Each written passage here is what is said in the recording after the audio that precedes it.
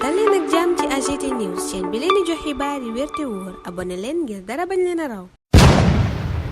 AGT News. bisimila daleen ak jàmm ci AGT News. problème yaa ngay door ngir Farba Ngom. Walf Quotidien moo ni waxee ci xëtam gu njëkk yëgalee ñu noona plénière tey bi am ci assemblée nationale ngir ñu yëkkati mbalaanu kiiraayam loola ñu def yépp nag ministre de la justice ca booba yéene kaay ak yeneen ma nga naan état yoonam newu ci amul it benn loxoy politique buñ ca dugal ca point acte it Ousmane Diagne seetal wecc procureur ne rapport yi ko sentif joxa tax mu woolu Farba